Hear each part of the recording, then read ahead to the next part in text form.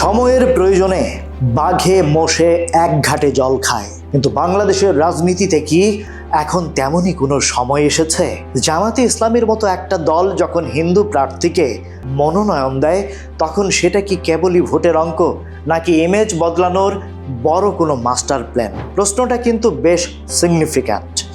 বিশেষ করে এবার যখন ব্যালট পেপারে নৌকা মার্কা নেই, তখন সেই ট্র্যাডিশনাল হিন্দু ভোটাররা তো এক অর্থে রাজনৈতিকভাবে গৃহহীন, আর এই সুযোগটাই নিতে চাইছে জামাত। কিন্তু প্রশ্ন হলো, দীর্ঘদিনের যে আইডিওলজিক্যাল গ্যাপ, সেটা কি একটা নমিনেশন দিয়ে পূরণ করা সম্ভব?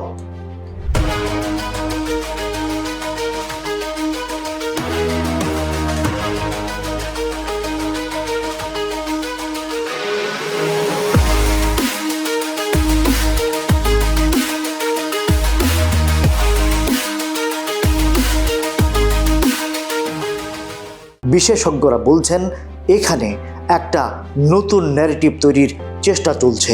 জামাত এখন চ্যালেঞ্জ ছুড়ে দিয়ে বলছে, বিগত 54 বছরে তারা হিন্দুদের কোনো জমি দখল করেনি বা অত্যাচার করেনি, যা আওয়ামী লীগ বা বিএনপির আমলে হয়েছে বলে তারা দাবি করছে।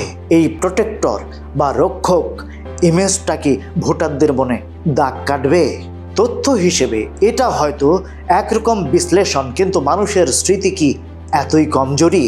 ৭১-এর সেই ইতিহাস বা জামাতের যে মূল রাজনৈতিক দর্শন, ইসলামী শাসন ব্যবস্থা, সেটার সাথে একজন হিন্দু ভোটার কি মানসিকভাবে নিজেকে মেলাতে পারবে, নাকি তারা শেষ পর্যন্ত নিরাপত্তা আর বাস্তবতার খাতিরে বিএনপি বা অন্য কোনো বিকল্প খুঁজবে?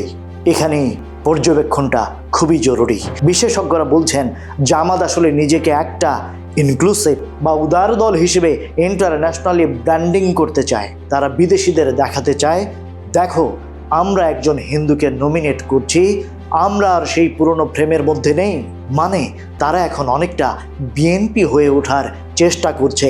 কিন্তু ভোটারদের বিহেভিয়ার তো আর ল্যাবরেটরি টেস্ট নয়। বিশেষ করে ডুমুরিয়া বা চুকনগরের মতো জায়গায়, যেখানে ৭১-এর ক্ষত এখনও দগদগে, সেখানে এই নতুন রসায়ন কাজ করবে কিনা সেটা নিয়ে ঘোর সন্দেহ আছে। তবে হ্যাঁ, নিরাপত্তার অভাব বোধ করলে মানুষ অনেক সময় অপ্রিয় সিদ্ধান্ত নেয়। রাজনীতির এই বদলে যাওয়া সমীকরণ আমাদের শেষ পর্যন্ত কোন গন্তব্যে নিয়ে যায়, সেটাই এখন দেখার বিষয়। চলে যাচ্ছি, তবে আপনাদের জন্য একটা প্রশ্ন রেখে যেতে চাই। জামাতের এই ইনক্লুসিভ হওয়ার চেষ্টা কি আসলে হৃদয়ের পরিবর্তন, নাকি কেবলই নির্বাচনের বৈতরণী পার হওয়ার এক সাময়িক কৌশল?